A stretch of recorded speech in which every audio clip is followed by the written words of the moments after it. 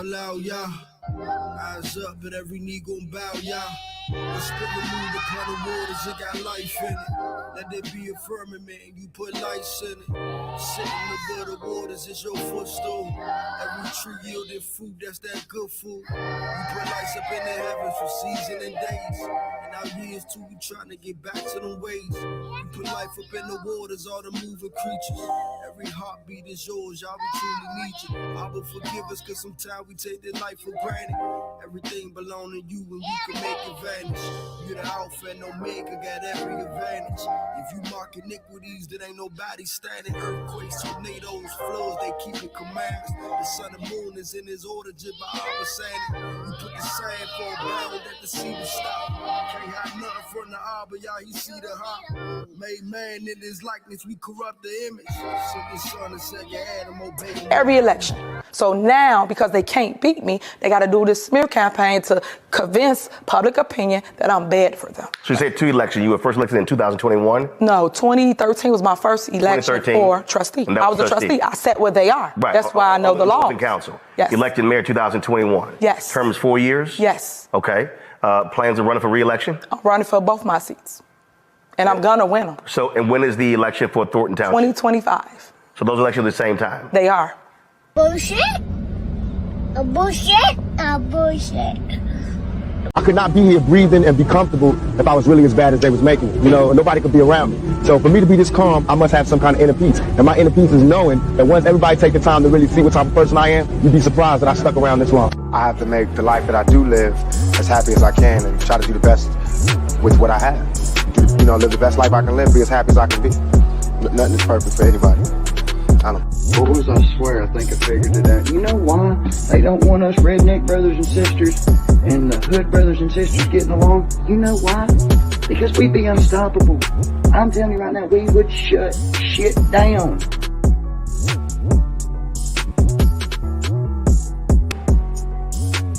Yes, yes, yes. You know what we gonna do? What we gonna do? We gonna shut shit down. Blessings, blessings, Uncensored Enlightenment Talk family.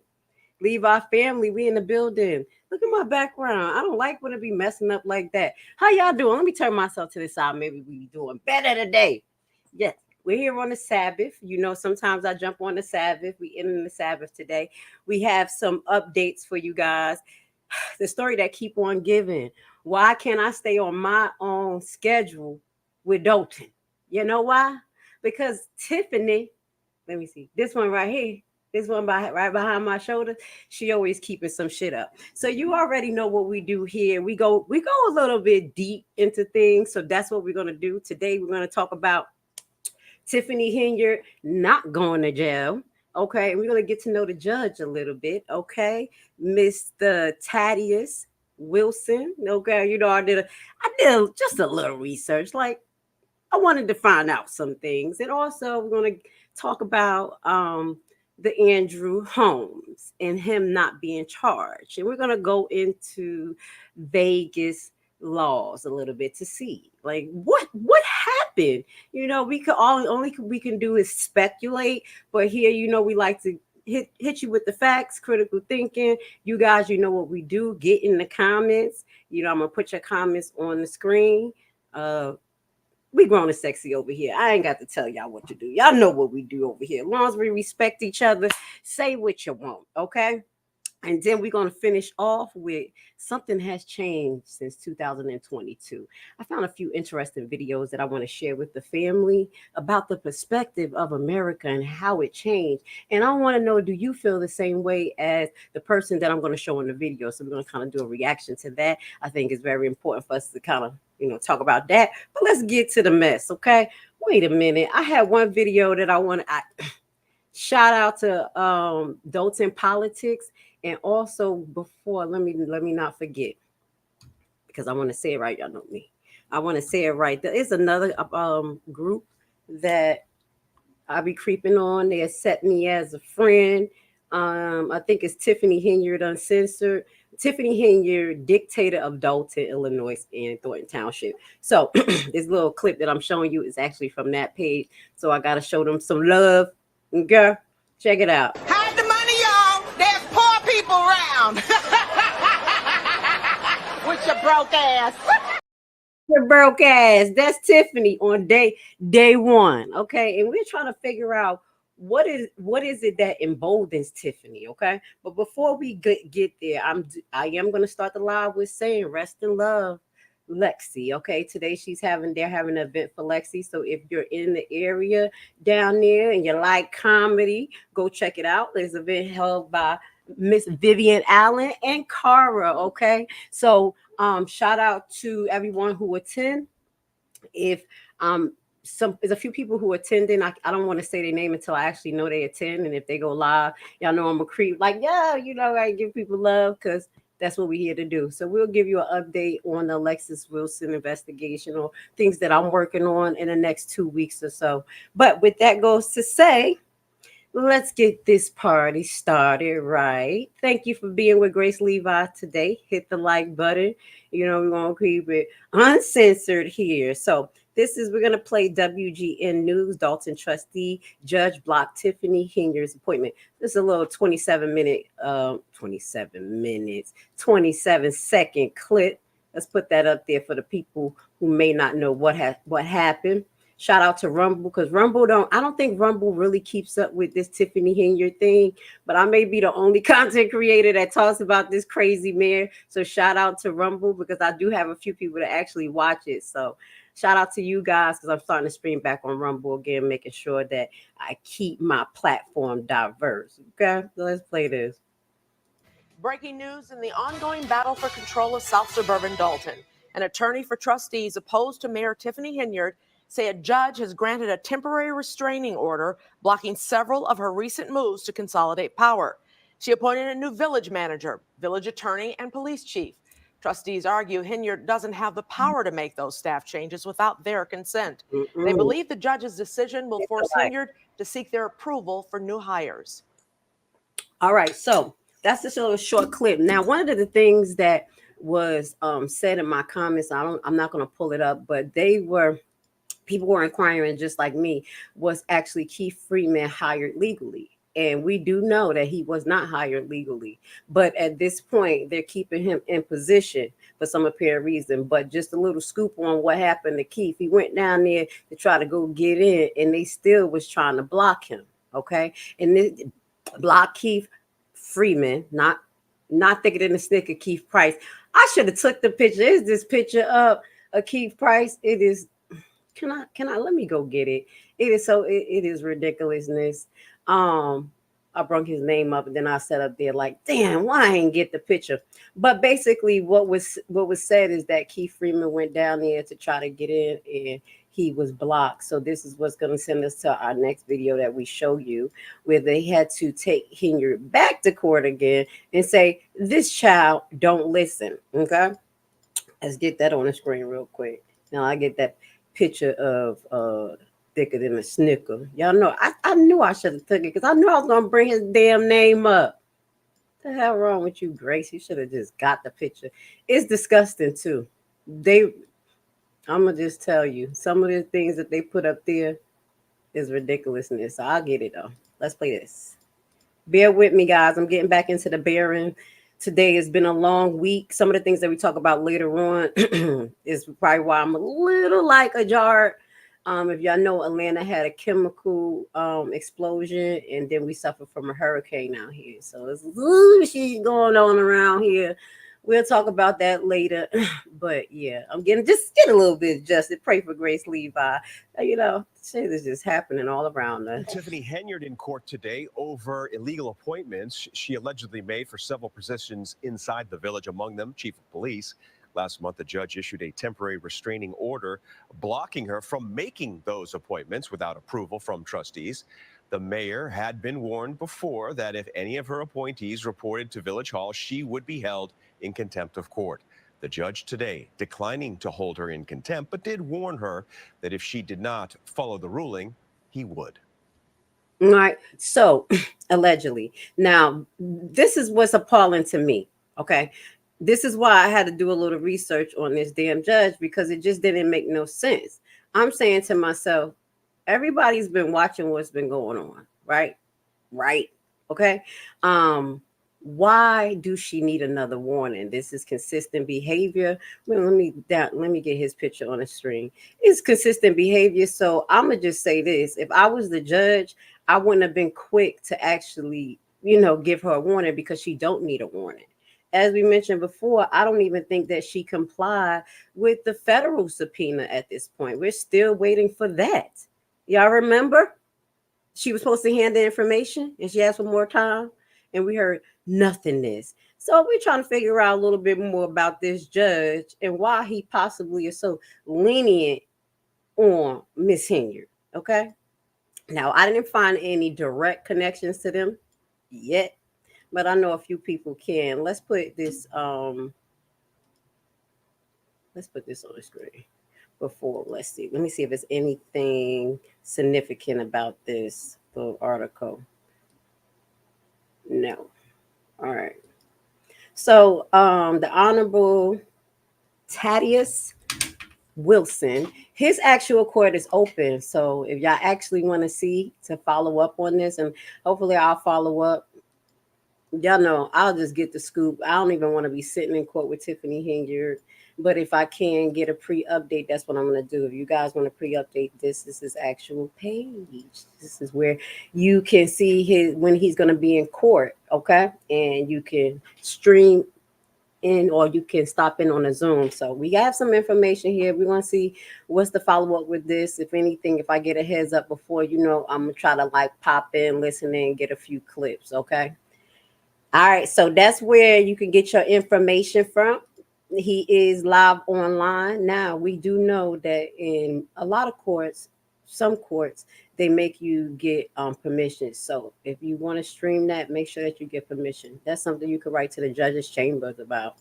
I was thinking about it, but I was like, Tiffany Henyard is not that important to me. She's just, I'm not going to waste my time in court with her shenanigans, okay?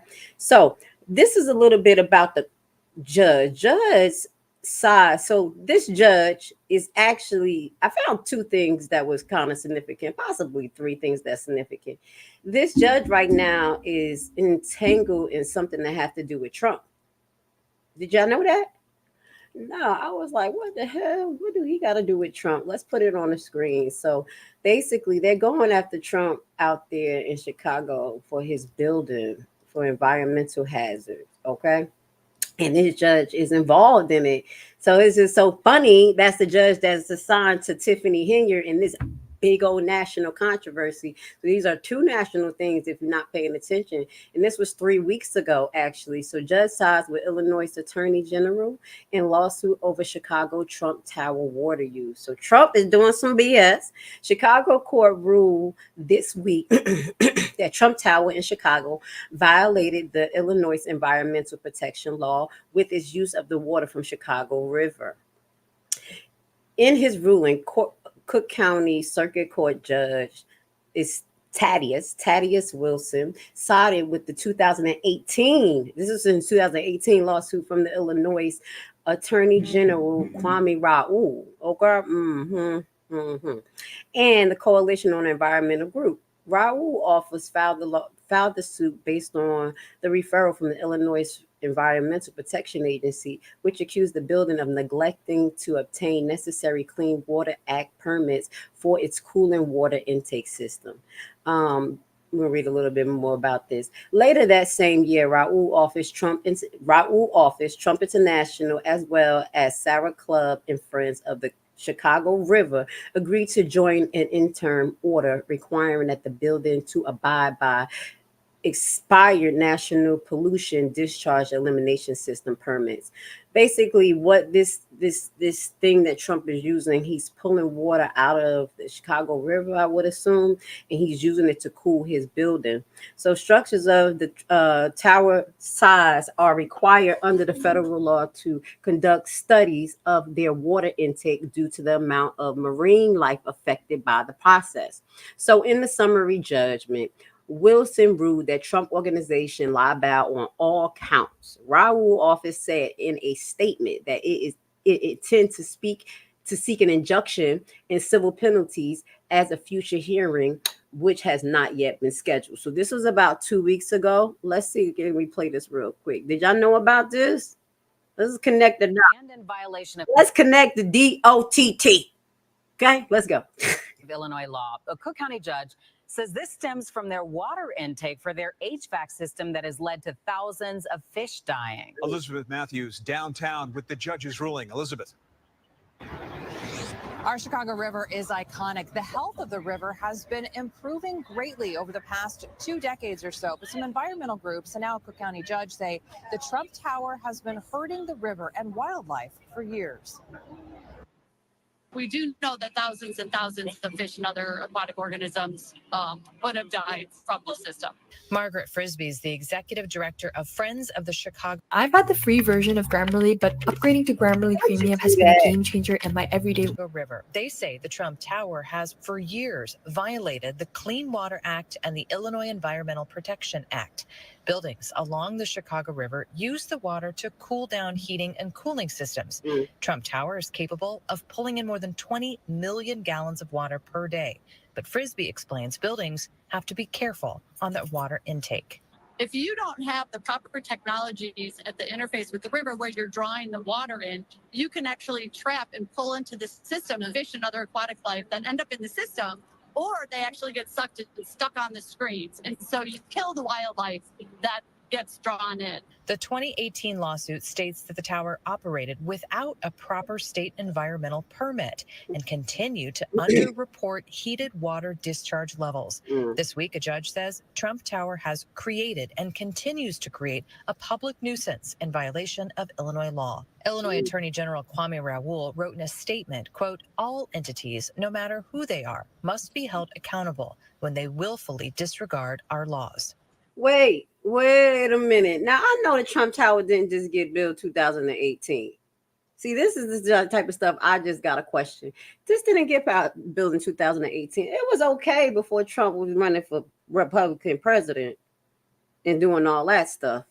I'm just kind of throwing some stuff out there because this is a little weird. Not that his building is supposed to be killing aquatic life and sucking in all his water, but this is something that they knew already.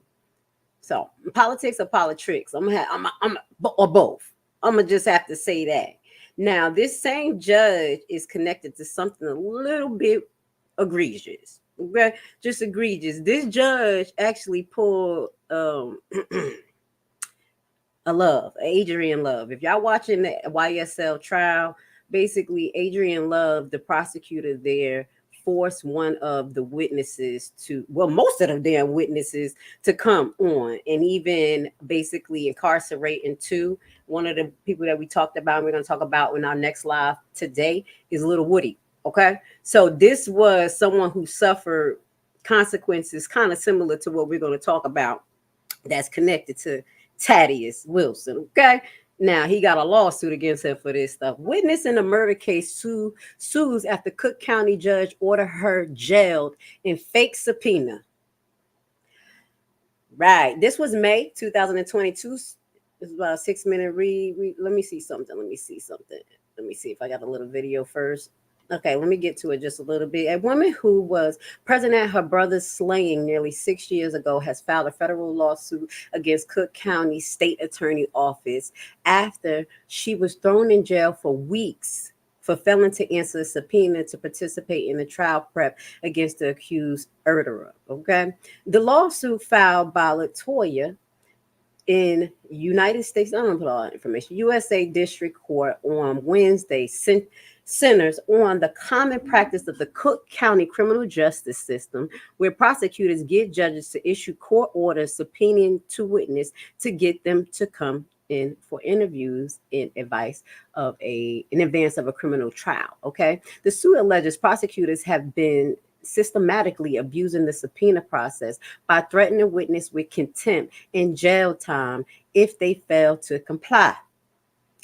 Even though the case was not on trial on the day that they were being ordered to give testimony, Ware, that's her last name, is not the only victim of the Cook County State Attorney illegal practice of issuing fake subpoenas for court dates that do not exist. Dun dun dun dun. We're doing a little digging. Maybe this is why, because anybody is comfortable with doing this type of shit.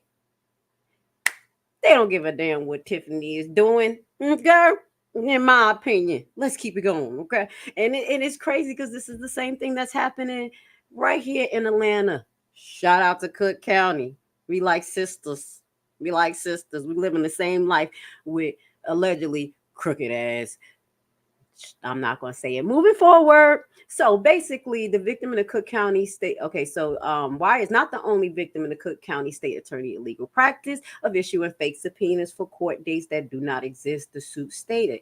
Rather, the practice is widespread and routine and has been for many years. Wire, 20, she's 20 years old, who has a 2-year-old daughter, alleges prosecutor violated her constitutional right, bearing unlawful search and seizure. She wound up testifying this week when the case went to trial at the Leeton Criminal Court building. In all, she was held for about 3 weeks without bond in Cook County Jail, where she was separated from her family without due process and subjected to possible COVID infection, according to the suit. Ware's attorney, Mr. Levy Law Firm, wrote in the lawsuit that the state attorney office should be focused on bringing the illa of Mr. Wire's brother to justice and providing her with the support that victims of crimes and their family needs. So,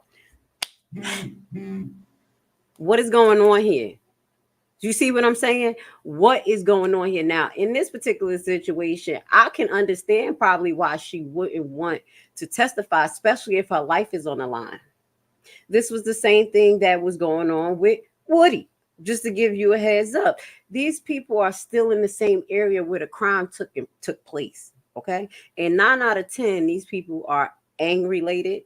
I'm saying gang-related, and they have other actors in the street that will do things for them. So instead of this judge, he put his ass on the screen because it's the same judge that did not hold Henyard in contempt. I'm just trying to figure out who is he and why he ain't doing his job. Oh, you know why? This judge is comfortable with holding people in fake contempt of court. He didn't even say, listen, I give you immunity.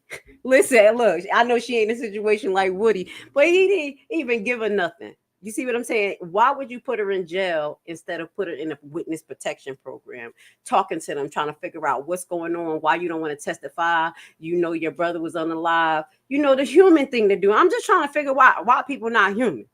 That's what I'm trying to figure out. So I was like, why didn't that man lock this up? Okay, I'm about to put him on the screen, and I think that's why, because maybe he's allegedly a little bit corrupted or compromised, let's say that, for him to be involved. This is probably why she got a warning.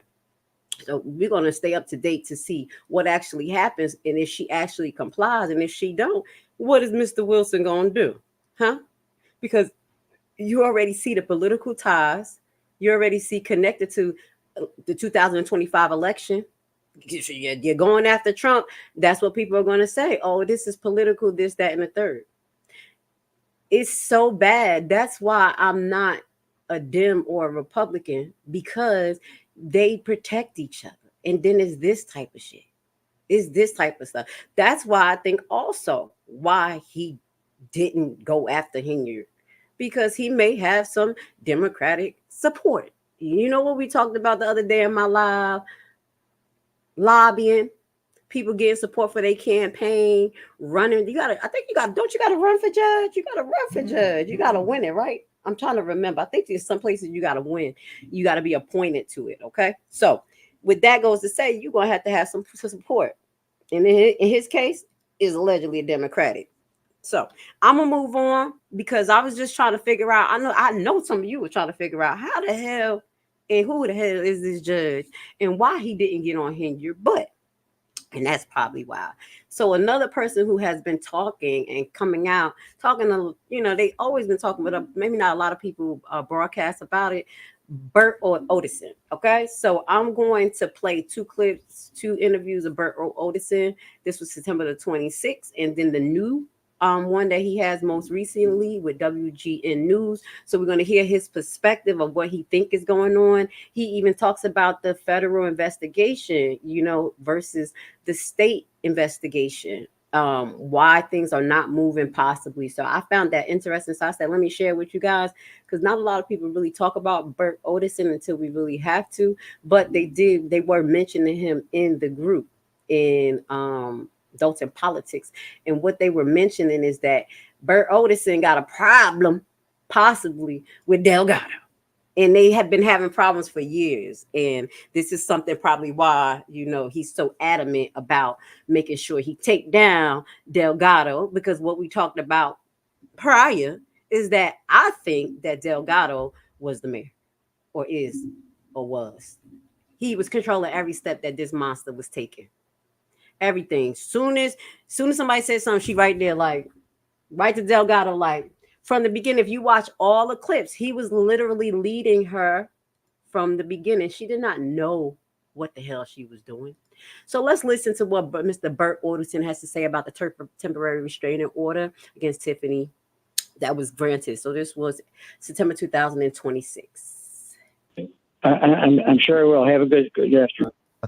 For all things happening in Dalton. Bert, thanks for hopping on here with me today. I appreciate it. Always, public needs to know this information. Well, yeah. So here's the thing, and I had to admit this to the listeners, is I've been following along to this saga like a lot.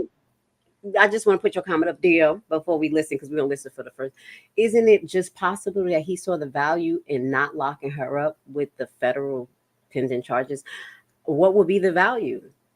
Hold her ass, hold her in contempt.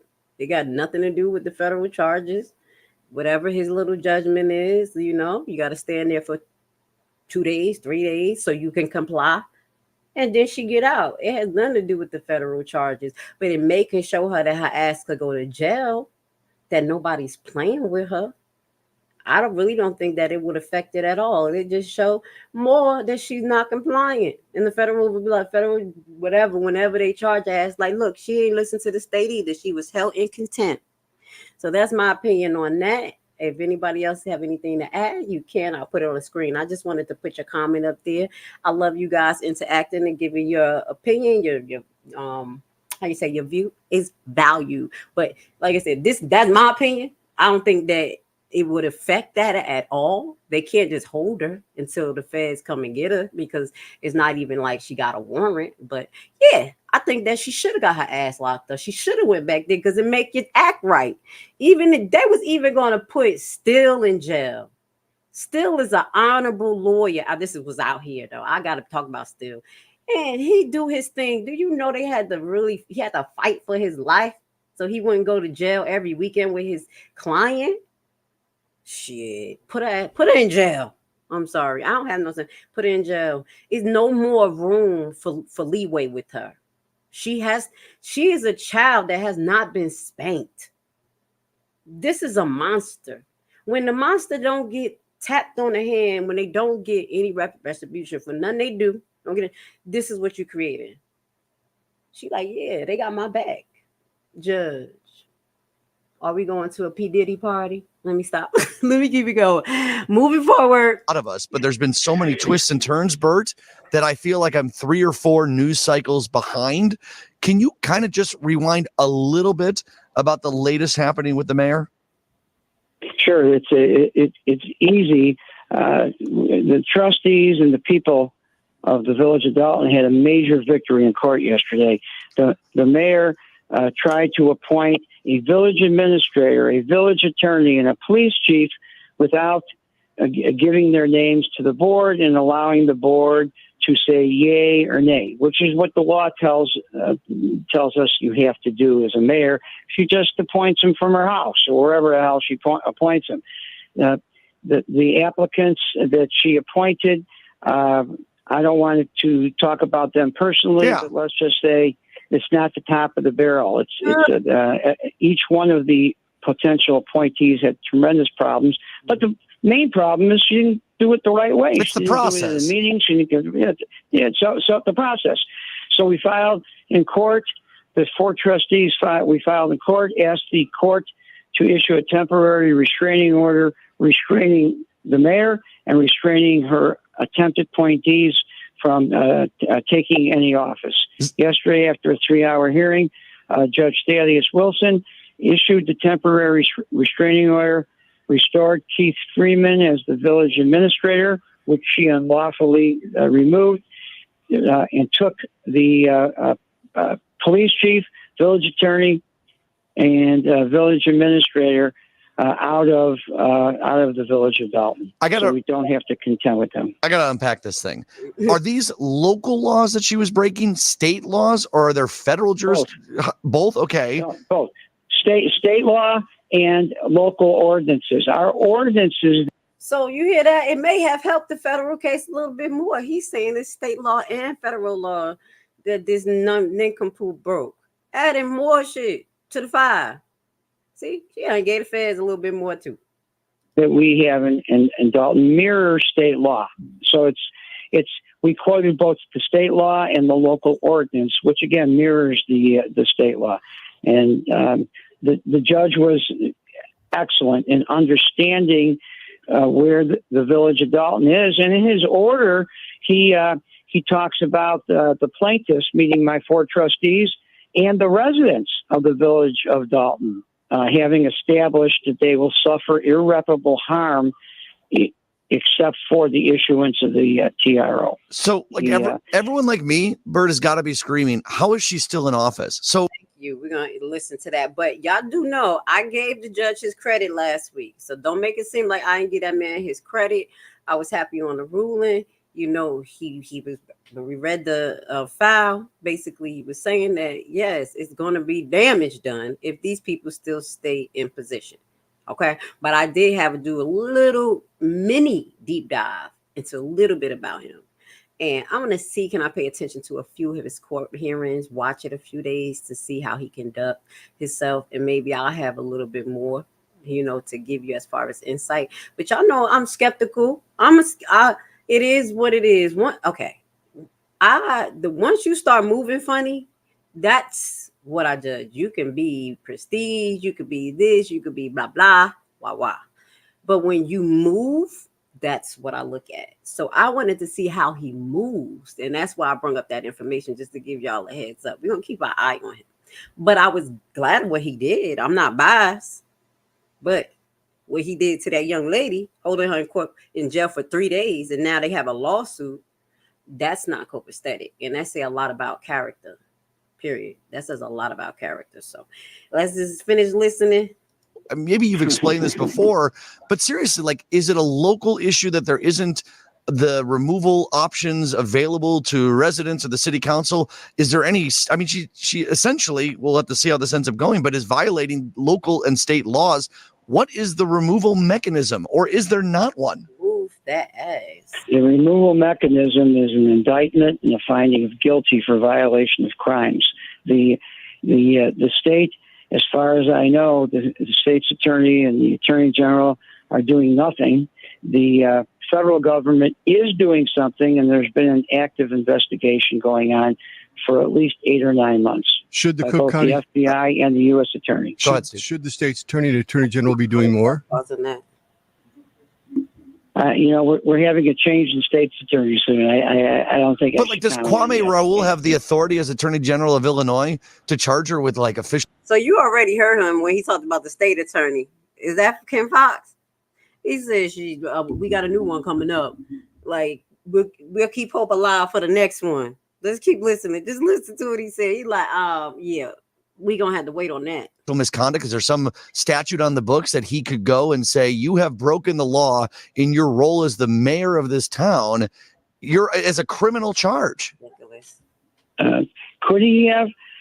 Yes, I think there's plenty here of misappropriation of funds for personal use, theft of funds. There's a myriad of laws that she has seemed to violate. I can't say she has violated. I'm not a judge. It seems to have violated. But I don't believe the state will do anything at this point because the federal government has been investigating, has an active investigation going on. So one agency doesn't want to cross over and hurt the investigation of the other. Oh, that's hurting the people of Dalton. Like all this waiting for the...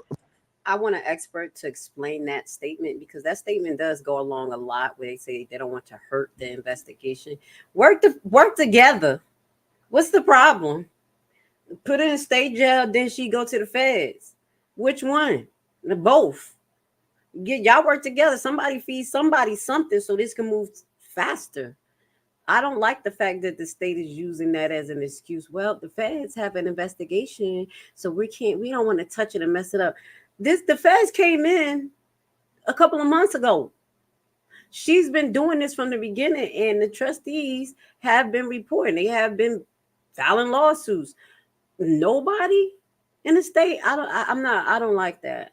I don't like it not one bit. And that's when you say politics or politics or both. Both. For the gears of the courts to work themselves out. Meanwhile, everything else is happening. So there's no until an indictment comes, if it comes, there's no mechanism for the council to start proceedings or a recall vote. We just have to sit with this thing.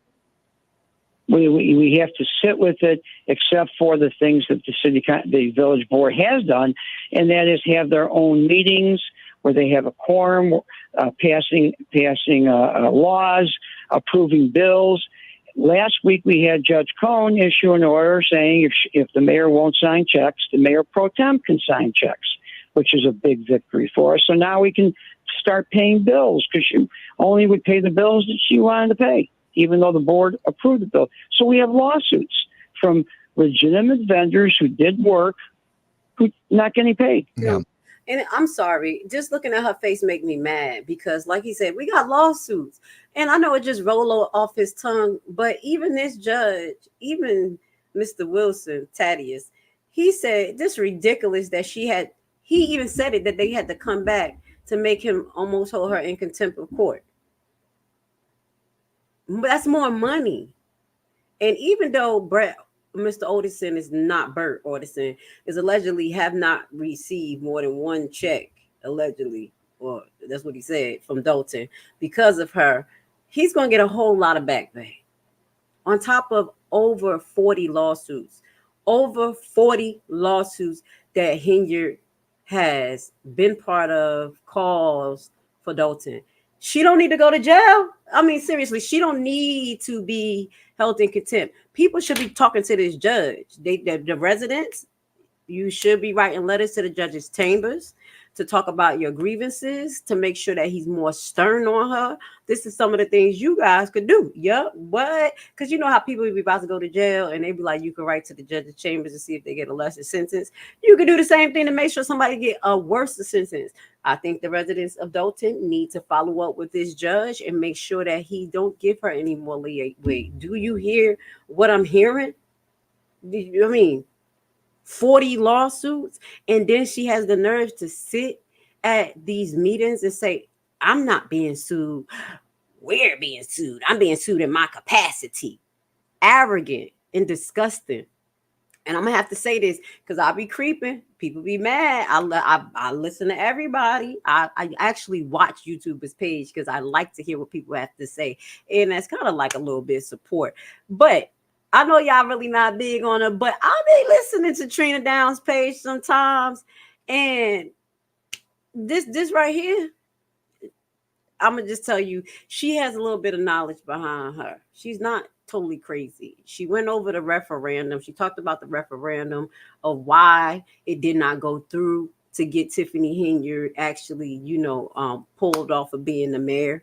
That's one of the things that I was kind of thinking, like, what the hell? Why didn't that happen? How did it get Keith Price out, his old fat ass, and then get her out? The referendum, things like that. Also, some of the lawsuits, the things that's going on, and some background information. So all I'm just telling you guys, please listen to every content creator you can. Don't choose a side, especially if you really care. You want to have critical thinking. I've learned a lot from a lot of different content creators because they see things from different sides. So I just wanted to throw that out there because there is some information that Ms. Trina Downs have been putting out that makes sense. Okay, I ain't saying she's gonna be mayor, but she is putting out some facts. I'm just gonna throw that out there. It's just piling. I use a football term. It's piling on. There's been plenty of penalties, and now it's just piling on. But this was a major victory for the people of Dalton yesterday. This will help us quite a bit. Yeah, and I know you're zoomed in here on Dalton, but Bert, I know you've worked with so many different municipalities and over many, many years. It makes me wonder, are other municipalities at risk of something similar happening? Maybe not to the scale that it's happening in Dalton, but are we not paying attention enough to our local politics?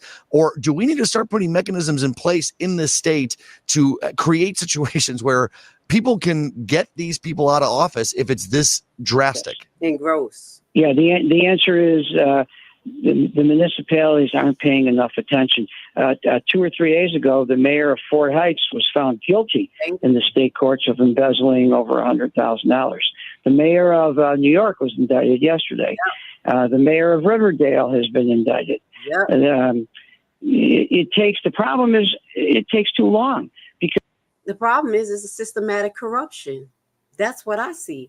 And then if you have a whole state that's allegedly on Team Democratic, they not pushing or paying attention to their own friends. That's what happened here. But I'm talking about, it's gonna, it's gonna basically mess with the feds case. No, you're never going to investigate your own people correctly. Period. Point blank. Period. You're not. They're not. That's why they did it. Because once you catch up to them, the money's gone. And we're not going to get it back. That's the problem. There has to be some other mechanism, a recall mechanism to take them out of office immediately. Right, and I'm fine. Right, and I'm fine making the threshold high. I don't want every municipality every year after a mayor gets elected a 51% vote, but I feel like there needs to be either it's a state law or something put in place to create situations where these mechanisms at least are available. Bert, we're out of time. I appreciate. All right, so that was a good suggestion, y'all. That's something that y'all can talk to about in Dalton. Talk to your trustees of recall measures, things that they can put in that's aligned, with the state laws, and talk to your state officials about getting a law in that will hurry up and move these mayors out. Public officials, not just mayors, the public officials that is corrupt. All right, so we got Attorney Bert Orderson on Dalton Update. So this was October 3rd, and him talking a little bit more about the win, about her, not being locked up. She should have been locked up, and not let her out. I'm sorry. Don't let her out. Locked up. She's causing chaos every day. Come on, man. I don't have patience. I don't have patience for this anymore. And then we're going to give the update about Andrew Holmes. We're running into that next. There's no excuse, people. Let's stop making excuses for our system moving slow, things like that. That's what we're going to talk about at the end. We're going to talk about what changed from 2022 to now. Okay? Shit like this is really messing with the American people's morale. Like, can we really get justice? What the is going on around here? So let's listen to his update real quick. But this one, I would say, takes the cake. He represents the Dalton trustees. I mean, wouldn't you say in your career, Bert, this is something maybe you haven't seen before? Yeah, Lisa, I joke, only half joke.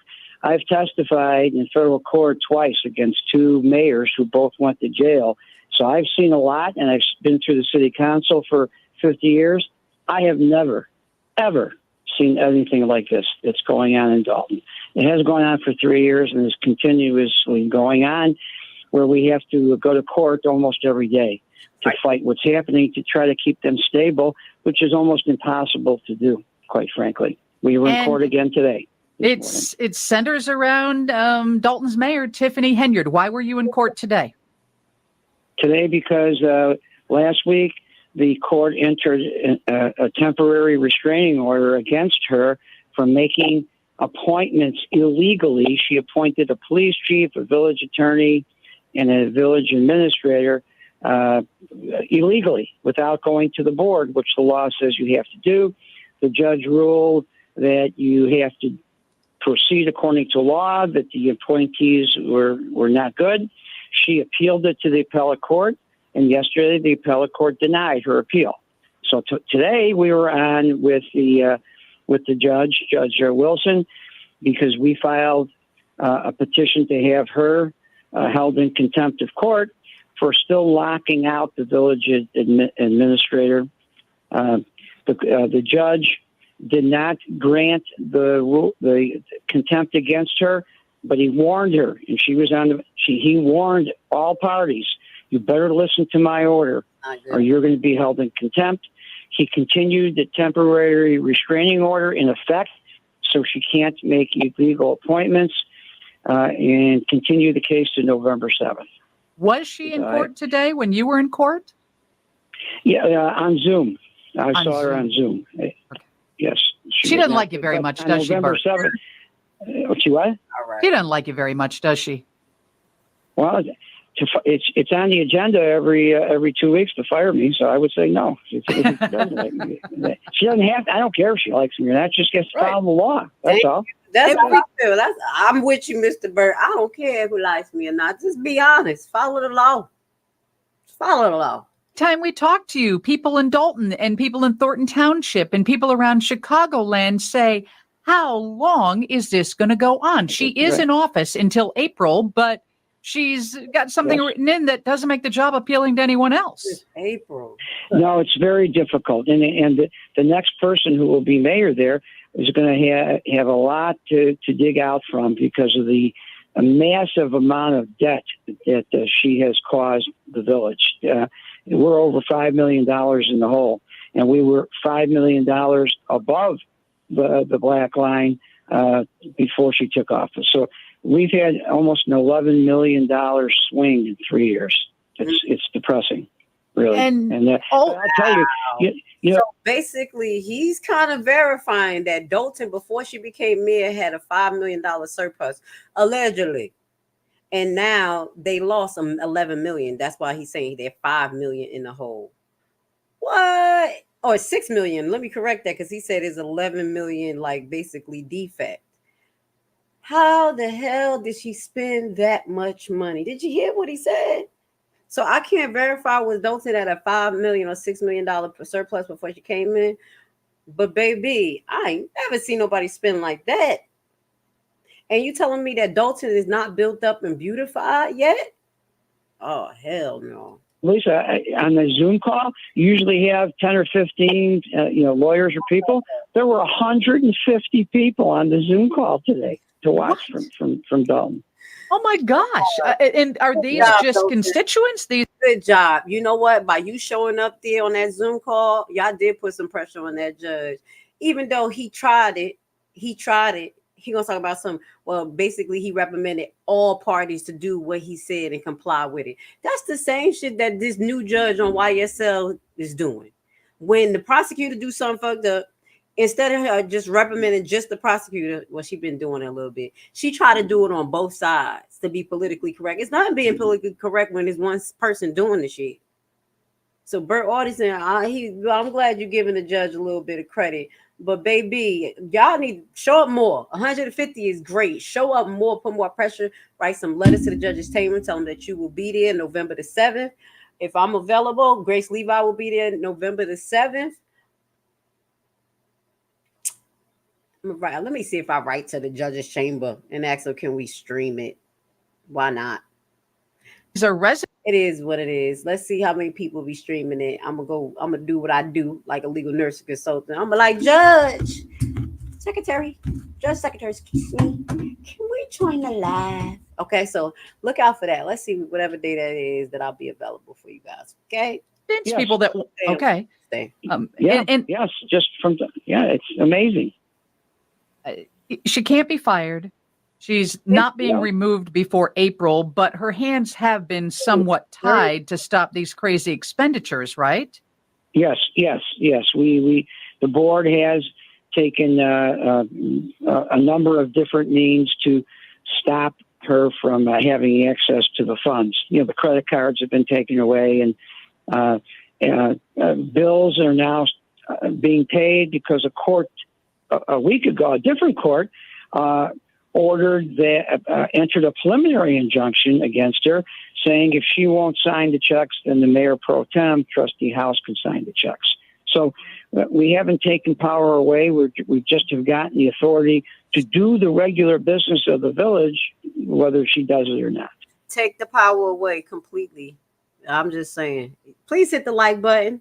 Please hit the like button. Welcome to Grace Levi's Uncensored Enlightenment Talk. We're here. You can speak your piece even if we don't agree. Say what you want to say as long as it's respectful. Let's respect each other and treat everybody as humans and not be cyborgs and shit. Don't have no emotion, no connection to nobody. That's what we're going to talk about after we talk about Andrew Holmes. Okay, let's just finish off this so we can move on to Andrew Holmes. We're going to talk about it tonight. And are all the trustees now standing firmly against her, or does she still have a few on her side? Four have always stood against her. A fifth has now participated with the other four. Good job. So I would say there are 5 out of the 6. You know who that he talking about? He talking about Stan. I'm just riding the bike around, Mr. Stan. Thank God, his cognitive dissonance kind of just went away. Something just clicked in that slow brain, like jail. Did somebody say jail? I'm here. Special board meeting. Thank you, Stan. I appreciate you sliding over to the right side. I was waiting for Stan, my man. Y'all know I be talking about Stan. I felt bad for him. He ain't gonna do jail good. He ain't gonna do jail good. Fixed will never come over. So it's pretty strong. The federal investigation continues. Yes, it does. That is for sure. Yes, and it's the weekly. It's the weekly Dalton report. Yes. You need a regular spot for me on your program, the weekly Dalton report. Pretty much. Let's just make it every Monday at 2:17 because that's it. Okay. John Williams laughs. He's like, you ought to give Bert his own show because this is like a made-for-TV movie, Bert. Listen closely, y'all. Somebody's about to try to monetize off of Dalton. Y'all talk about us? Listen to this. Well, there's a major network who's been following this.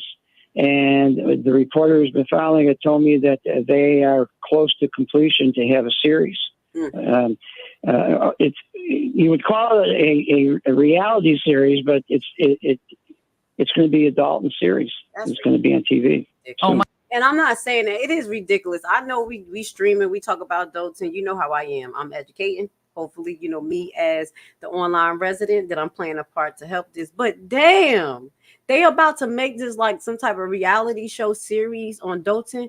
She put a stain not only on her career, but she tried to put a stain on Dalton. This is going to be great, though. I'm going to say this because if that happened, I know by the grace of God, I'm going to have to put it down there on a Sabbath for you, this Hebrew sister, that Dalton is going to come up.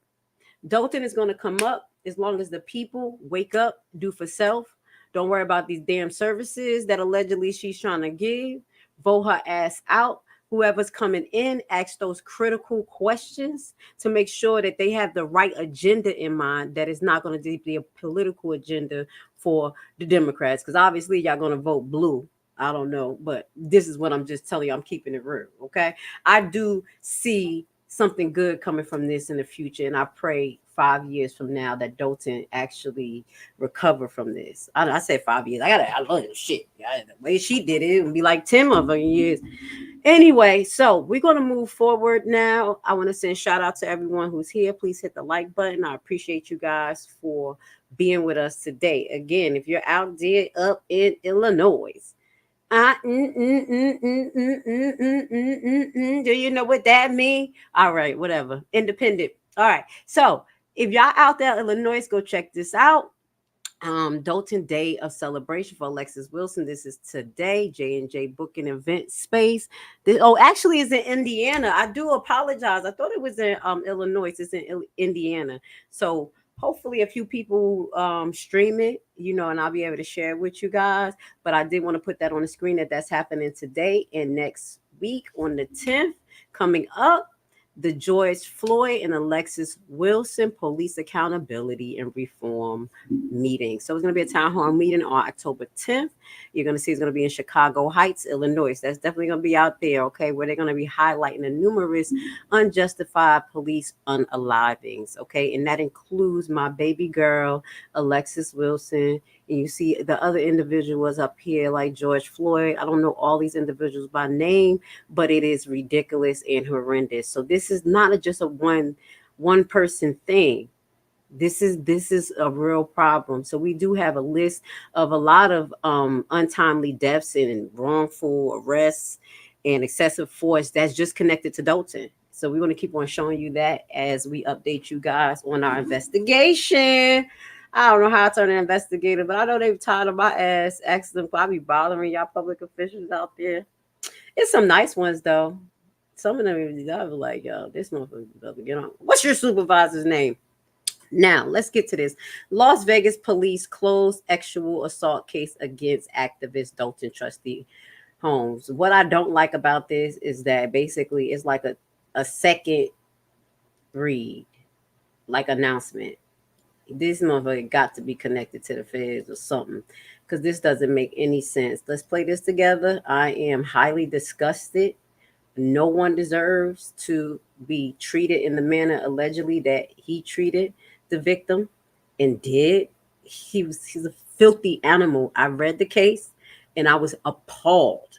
Okay. It's one thing to hear people, say something, but when you read it and what he did, and he was bragging and boasting, this is what makes monsters.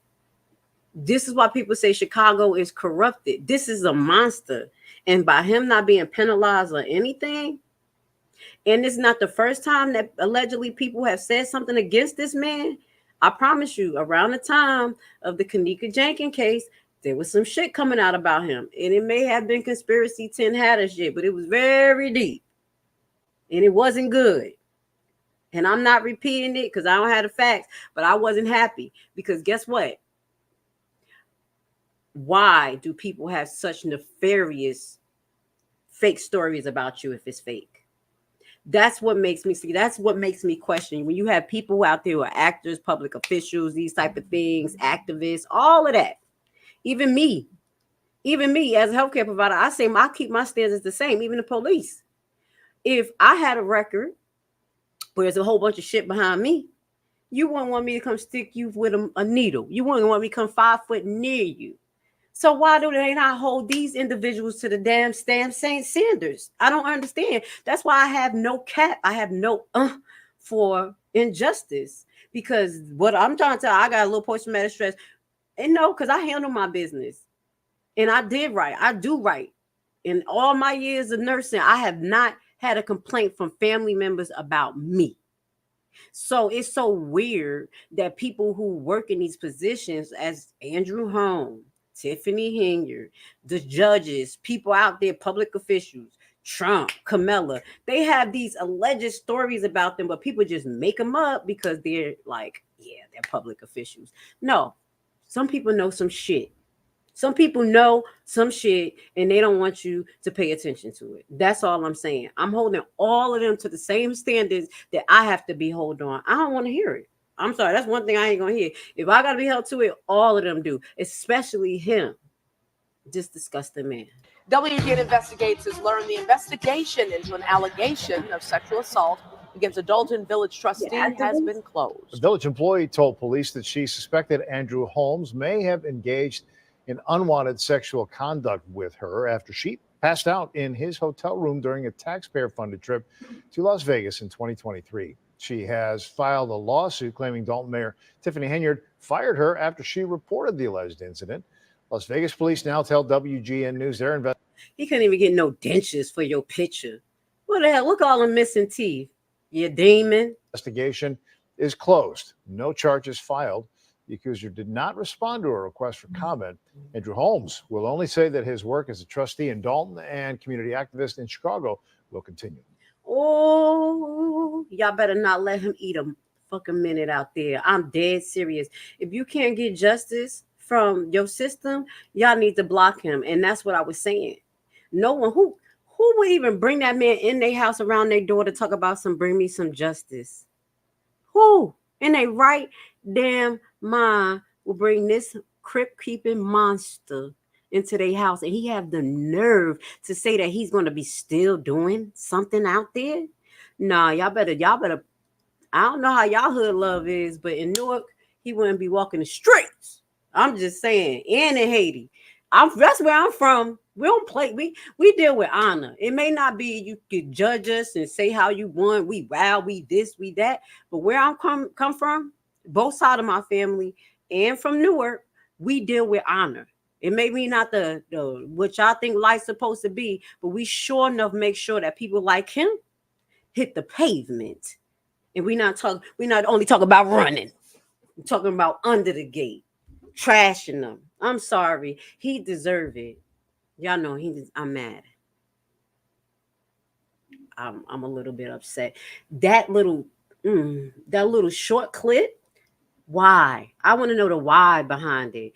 I don't know. Like, I think somebody should Freedom of Information request that investigation to figure out what made them come to their decision. That should be public information if y'all really care and request that. So somebody could figure this out, why the Vegas police did not file charges. And someone was saying that it's a high threshold of evidence that they're supposed to have against the accused. So what I did, I was like, all right, let me check it out with my nosy self. So I went to a few lawyers. Now, this is not the actual law. This is considered can I say third level information? When you're doing research, when I say third level, first level is laws, the laws that govern the situation that you're talking about. That is evidence. That's something that you can bring in that's not circumstantial. The next thing you can bring in is judges' opinions and other matters that's kind of connected to the situation you're in. But when it comes to using a lawyer's website, that's just like using expert's website. So that's what I'm using today, just an expert website. So I'm just giving y'all how resources actually work.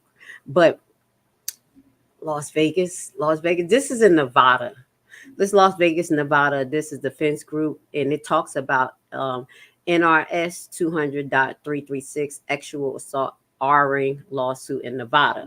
And then we're going to go over a little bit more. Because I'm not me, we're going to have to go. I got to know the why. I don't know why I'm the kid. Like, why? Why did it happen? I can't just be like, oh, that's just the way life is. Don't tell me that. I am that person that don't like that statement. That's just the way it is. That's why y'all call me a renegade over here. We ask why. Why did this happen? How could it happen? And how could we prevent this again?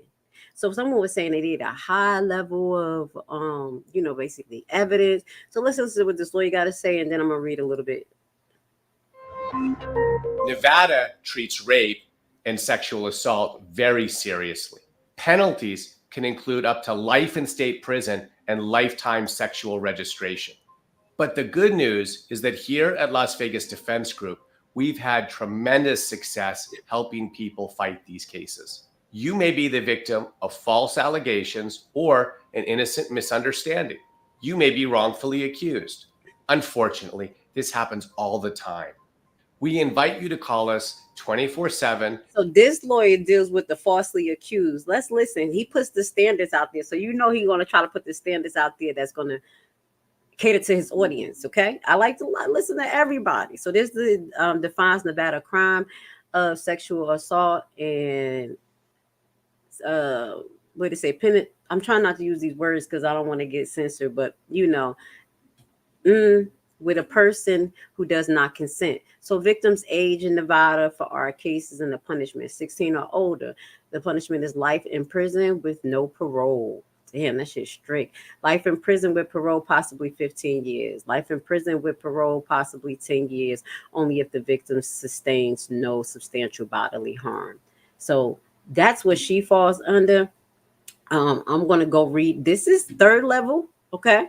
This is third level. It's not a legal resource, as I explained to you what it is, but I do like listening to some experts and he's for people who actually do it that was charged falsely. So I was like, let me see what's his thing. You know what I'm saying? What do you think he's going to have to get these people out of it? So sexual assault can be extremely difficult for the DA to prove because it often comes down to the case of he say, she say. Therefore, the DA tries to compile circumstantial evidence, such as witness who saw or heard the alleged R-ing of the victim, witness who saw the victim in an incapacitated state, unable to give consent shortly before or after the allegation of R-ing.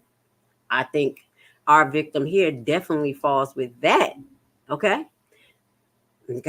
Text or email communication by you where you admit to allegation of R-ing or expert medical testimony supporting the victim's account of the allegation. Now, what I do remember, and I don't remember that being in the case when I read it as far as evidence, but they said that there was some stuff on her clothes, okay, which I think should have been taken in and examined for DNA. I don't even know if they talked to this man. How did they investigate him? What went on? But I would love whoever is connected to this case, because I think the residents of Dalton and Thornton and anywhere that this man is connected to need to figure out how the hell did he abated this. Okay? Like, what is going on around here? Especially hearing the gross, disgusting things that he did. It was an officer. Now, I'll be a little bit mad because they be using officer testimony as law. Like that if the officer said it, it happened. But in this case, they kind of try to disregard the officer. Why? That is a witness. And it was circumstantial evidence. Okay, let's keep it going. I'm just kind of like feeling some type of way. So when prosecutors produce penalties, incriminating evidence, we work to discredit it by, so this is how they work with the forensic evidence was tainted by shady lab work. The police found the evidence through illegal means. That's all administrative. Okay. The evidence relevance to your case outweighs by its potential for prejudice. Meaning, I'm thinking about the stain that I was talking about. They could have said, oh, that didn't come from him. You know what I'm saying? But my thing is, wasn't it cameras around that saw her going in and coming out, seeing her state? Like all of this video, that's what I was waiting. Like, isn't it video that show her not being totally there, maybe led to the room or something like that? What type of investigation is going on here? I just gotta think. I just to go a little bit deep. So let me just finish this. I think it's something else. One more thing I want to show you related to this.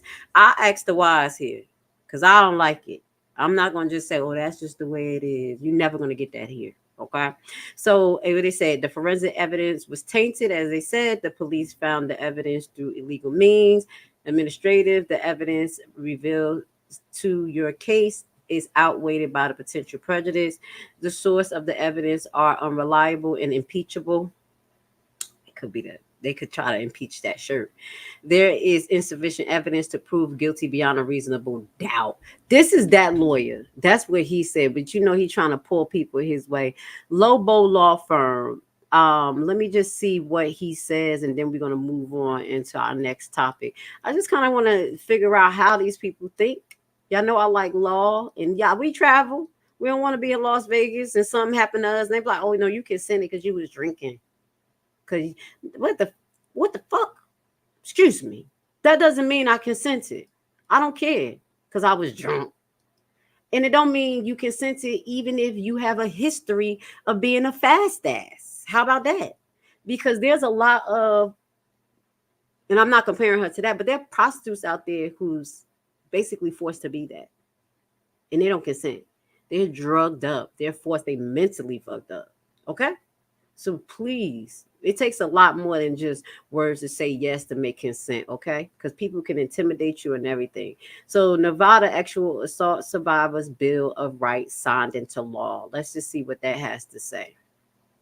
Governor Steve Sukok signed Assembly Bill 176, the Actual Assault Survivor Bill, into law on June 17, 2019. With this law, survivors of actual assault has several rights. The right to know whether an analysis of the evidence kit produced DNA from the defendant. That's what I said. Go figure it out, because I won't stop. I'm relentless. If y'all see how I'm going after Perez, y'all gonna be like, don't make her a fucking enemy. Especially when you wicked. You could be an enemy, like people don't like me, whatever, I don't care. But if you wicked and you murdering people, I'm coming after your ass. Okay? This right here. So they have the right to examine the DNA. That's why you're gonna ask those questions. The right to consult with an advocate during a forensic medical examination or interview with the law enforcement officer, prosecutors, or defense attorney. Okay, the right to be protected from the defense and person acting on the behalf of the defendant. This includes the court making its effort to provide the survivor, family, friends, and witness of the survivor a secure waiting area or room that separates from the defendant. On top of these and other rights of the survivor, the bill extend the retention of actual assault evidence kits for 20 years. With the right of the survivor in mind, here's what you need to know about actual assault accusation and how to protect your own rights. What do you need to know about it? One, consent. What is consent? False. They go into false allegations. So let's see what consent is. Consent is simply an agreement to do something or permission for something to happen. If your accuser is legally able to consent because of the age of 18 years old and factually able to consent, meaning the accuser cannot be intoxicated, that they are not able to voluntarily consent, and she was intoxicated, and the accuser willingly participate and allow it to happen, your behavior is not considered criminal. Intoxicated.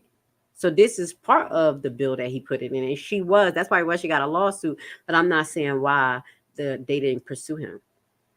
In actual assault cases, provided consent boils down to the word against your accuser. Your word against the accuser. Evidence your attorney may use to prove consent includes showing statements from your accuser in the form of emails or texts. Video may also be used as evidence to prove consent. You telling me we didn't have no videos? They didn't have no videos? I'm pissed off. Now I'm pissed off with both. I'm pissed off with Chicago judge. I'm a little mad at you, sir. We don't have room to play. It's no more room to play. Tiffany Henyard got to go. Period. She need a little bit of punishment, a lot of bit of punishment, and that should have been the first thing. So I don't agree with him giving her a warning. Y'all know me. It is what it is, especially if you've been bad like Tiffany. In this Andrew Holmes thing, this monster, this crypt keeper. If y'all listen to please listen to the case that I read. It was horrendous. I was just like, yo, this is disgusting. Because you know why? Not only that she did not consent, but Andrew Holmes looked like this. Imagine you having to wake up and probably think that this man touched you. He looked disgusting. It crawls my skin. I'm just letting y'all know it crawls my damn skin. I want to get to the comments, see what you guys got to say. All right. Krishan Rock should play Tiffany Henyard. Yes. Krishan is a hot mess. I didn't even talk about that girl. She would be a perfect candidate. You got to make her face a little brown. But she got them fake puppy dog eyes and that round face. Definitely put her ass up there. Hold on 1 second. My alarm went off. It's just funny. She didn't say anything until someone else spoke on it. I'm just saying. So she was talking, you're talking about the victim. Well, allegedly, if you read the case, she didn't even know. It was the Officer Miles who actually made her aware. I guess and it said that he put two and two together about 24, 48 hours later because allegedly the monster called him, showing her body, showing her, like, yeah, I got her. Look what I did, touching her chest, everything. Miles, like, what the hell? Allegedly, like, why? Why are you showing me this? Playing with her tatas, disrespectful. So Miles, I guess they hung up. Then he gets a call from the victim, and the victim like, hey, I'm here. I don't remember last night. My keys gone. Shit fucked up. I don't know what's going on. Could you help me find my keys? This type of stuff. Allegedly, Miles was helping her find her keys. She was afraid. She was looking for a license. She didn't want to get stuck out there. In no incident did he feel or kind of like I don't know. I can't say that, but at that time, for reading the lawsuit, reading the case, he wasn't sure, did she know? And the more he talked to her, he like, yo, she don't know. Like, she really don't know. And then I guess they had alleged friendship or communication where she wasn't feeling good. And he told her to go get checked out. I think that was the time that he disclosed to her what may have happened to her. Now, I was under the assumption that some clothes was there, this, that, and the third, that had some of his bodily fluids. I don't know how long that's preserved, but that kind of answer that question from my knowledge. And for me to even like, I thank God she don't have the memories of that monster, but to just even think he touched me, touch a woman, it makes me cringe. So that was a little bit of details behind that. I'll put the link down to the actual case read. We have to be honest. If SA charges against Diddy and R. Kelly can stick after 20 years, but hey, I don't know. No comment, because Puffy thing is a whole nother subject. Puffy is the little dog in this big extravaganza that's going on. Just like y'all thought Epstein was the big dog. Epstein was not the big dog. There are people who are being protected, government officials. They all was partying together, and possibly Henyard nasty, but they put this picture up there, and I had to say, oh, Jesus, blood Jesus, take that off, saying that she was at one of them Puffy parties. And I'm going to just shut up, okay? Las Vegas depends on tourism. What happens in Vegas, stay in Vegas. And it's just a catchphrase. And it's not just a catchphrase. It's not. It possibly, because it can cause a problem. I totally understand that, James Dix. That makes sense. Because they like people, that's a major case. But they should charge his ass so people can feel comfortable. And I look at them like they're trying to cover up some political shit that we can go there possibly get R'd. And because we don't have full evidence, now me as a woman, y'all better think about it. If you get R'd, you think you get R'd, you better rip off a piece of clothes. You better gouge some eyes. You better scratch. You better get some evidence, because the way the system is set up, shit. The trustees tried to recall her. The residents voted to recall her, and the judge struck it down on a technicality. Yes, it's your argument, and you said it right, K-Mac. It is her argument. The referendum, and I didn't read it, but that's what it wasn't written up correctly. Okay, and y'all can go read it. Y'all, I think Trina left the link for it. I wasn't gonna read it because it's so long ago and there's nothing that we could really do about this shit. But Trina be calling out people like, motherfuckers be fucking up too. And she called out something else about the shit factory. Y'all remember we brought up the shit factory as some type of, I was talking about that in another live.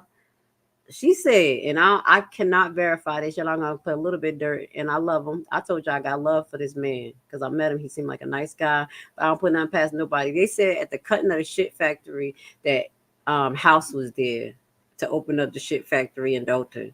And I was like, uh-oh. Is that lobbying? Was that political? Exactly what I was talking about in my last live. Because he ain't want no shit factory out there. Okay? So yes, it was a technicality. That's why you have to have a good lawyer. A lawyer that knows how to write up the case and know how to put exactly what the damages is. Because sometimes that be missing. Y'all see the court cases we be reading. Some of the lawyers be effing up. And Delgado ass be coming with the shit. His ass be coming with it. That's why him and Burt Oderson going head to head. It's like good versus evil. Superman versus the Joker. Tiffany's still in office. Andrew not charged. Jason campaign is a flop. What? Super trustees are down bad. Stop it, Xavier. You so messy. You can say what you want here, though. I'm not going to stop you from talking. That's how you feel. I don't know if they down bad. Actually, when I do my live on Kamar Woods, I will do the opening segment of kind of like just creeping a little bit because they doing events. They're going out trying to get people signed up, the trustees and house. So I can't really speak on their campaign, but I'm going to do some research and we're going to see. So I don't know if I totally support that, but I do support people learning about each candidate and learning the truth about everybody. That's all I'm going to say. But I don't think it's a flop because they got most people. I know adults in politics, you can't say shit bad. Okay. You can't even say a questionable thing. I told you they wouldn't put my post up when I shit all the candidates. I was like, here they go mad at me. But at least they didn't block me like they be blocking Jedediah. Jedediah always be in trouble there. I'm surprised I ain't get in trouble. That's why I just know how to shut the hell up. I'm like, yeah. Shout out to Dr. Nikita. Her ass over there like a motherfucking sergeant and shit, watching shit like what they say.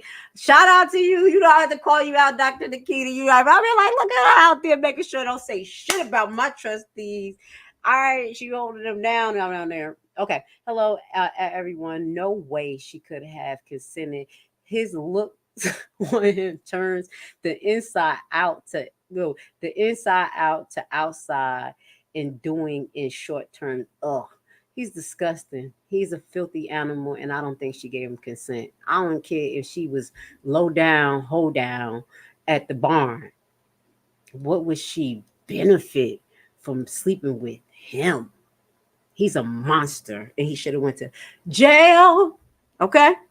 So we're an hour and a half, hour 15 minutes into this live. I think we're going to be here for just we're going to make this a full 2-hour live. This is going to be our third subject. This subject is something for you guys to think about. It's been a trend, or it's not a trend. It's some things that's going around the internet that's really making me think, and a few people. There's been a lot of changes going on, and it's not just our laws, government, the war shit. I mean, talking about psychological, something is going on with people. And I'm going to say this too, with me as well. Let me give you an example. I just told you guys that there were two major things that happened in Atlanta. There was a chemical explosion in the Covington area, and there was also the hurricane that was terrible. And it didn't only happen in Atlanta. It actually happened. Let me take it off the screen for 1 second. It actually happened in all over kind of Georgia, down to the Savannah, Stroudsburg area. My daughter was actually she's been out of school since then. The school's going to open back up the 7th. Half the campus was out of electricity, just a bunch of shit. And guess what? The next day, nothing. Meaning that it didn't even really affect me. And I had to say to myself, this is what made me say, like, what the hell? Am I turning like an AI? Like, have no compassion? Like, not compassion, but it's like we so numb because so much shit has happened that we can't react all the time. And literally the unnormal, it is the normal. So what made me realize this today is a problem. And I know I'm very mindful of shit. So if I'm going through it, y'all ass is going through it too. I was supposed to do an event in Atlanta today, and it was canceled. I'm like, what the why was it canceled? It's a beautiful day. We about to be out there. And they was like, well, the chemical explosion happened. And, it's been a warning about the air quality, the water quality, and it's still a warning in certain areas. They canceled it because people were asking for their refund and stuff. And it probably wasn't a good event. And I thought to myself, what the fuck is wrong with you, Grace? You didn't even realize that it was a chemical explosion because it wasn't right in your face. Even with the tornado, I got blessed in this little area where we just had our lights out for a little while. But I think most people do this shit where things so tragic is happening and we have such a cognitive dissonance. There has been some things that changed. Tell me that I'm tripping. I'm a real person. Tell me that I'm tripping and that you don't find yourself like even just before I play this video, even the Trump assassination. I know y'all not Trump lovers or people are they not, whatever it may be. But that's literally an ex-president who got almost assassinated twice. And I don't even think about it a day in my life. I don't think about having it is like it don't apply. I don't know what happened. Oh my God, it happened that day. We did our live and keep it moving. Are we turning into cyborgs? Are we turning into cyborgs? Let's listen to this young man. Now, this is a young man. He's a Gen Z. And Gen Z suffered a lot through this COVID thing. I mean, Ovid thing. Because my daughter and my son, basically, well, they were homeschooled anyway. So they didn't suffer like all the other students because I already had them homeschooled.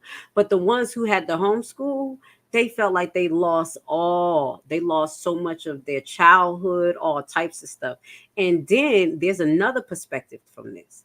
People who had to stay home from work, a lot of them found themselves.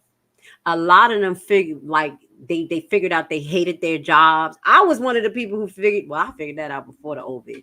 I was through with this shit and it got worse. And I was like, I gotta change my profession. But this was some of the things that this 2020 shift have done. So I just want to have a conversation with the family to see, tell me what you have noticed. We're going to listen to this young man and we're going to kind of just, react or give our commentary. Let me know what you think.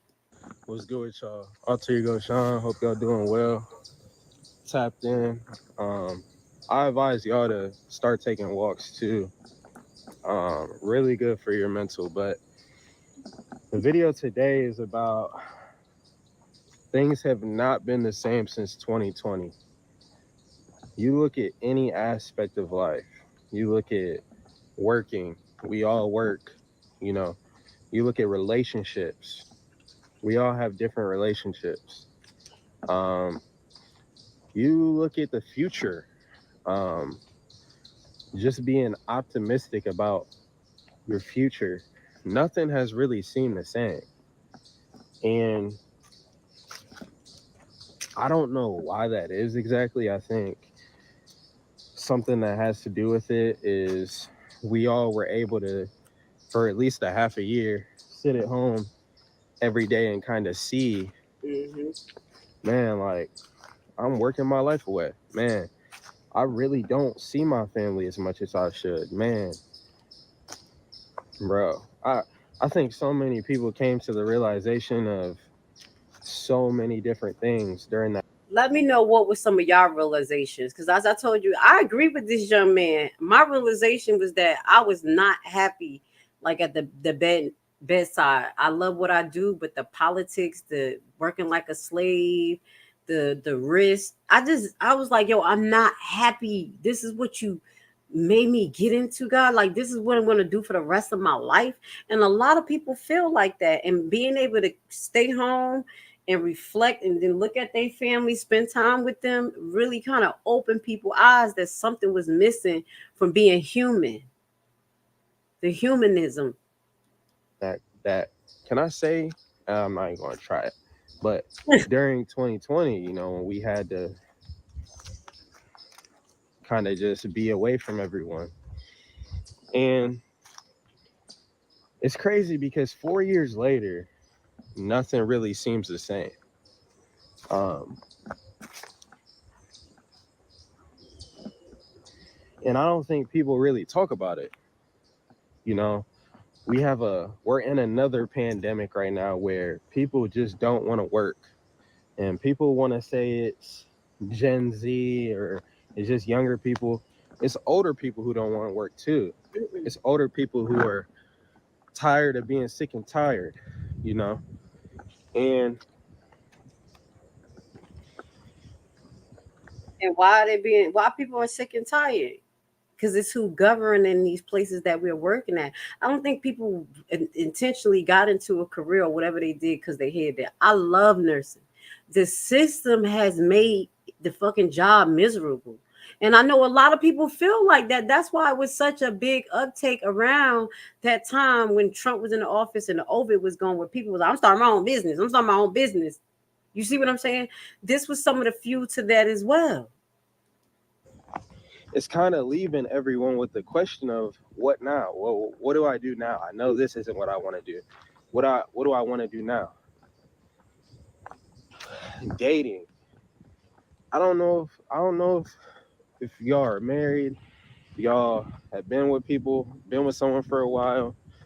Dating has not been the same since 2020. Now, a lot of that has to do with where we're at socially. Yep. You know, just men and women. It's like we're on two completely different spectrums. But pre-2020, dating was normal, bro. You could look at someone and be like, I can see a future with them. Yep. You can't do that anymore. It's sad. It's sad that he's saying that, and he's so young. He's like 20 years old. Where we as a society has been so disconnected from each other, from as men and women, period. And not knowing our roles or whatever society say we could be the best we could be. We're not even in balance with each other, and that's what makes creation. And it's true. I mean, I'm gonna just say I'm not a big dater, and I've been saw this is because I saw the way that people are. I'm old school. I'm an old soul, so I like to be courted, treated like a lady. Not saying like, oh, I don't do my thing like all the men take care of everything, but a lot of the people my age too, they don't have that courting skill. They don't. It's all about basically just kind of stunting, getting together, just doing shit. It's not a genuine connection where it's like I know you, you know me. When you out, I know that's my man is good. Or we have such a human connection. That's when you know when something happened or something is going on with somebody, you just pick up the phone and call.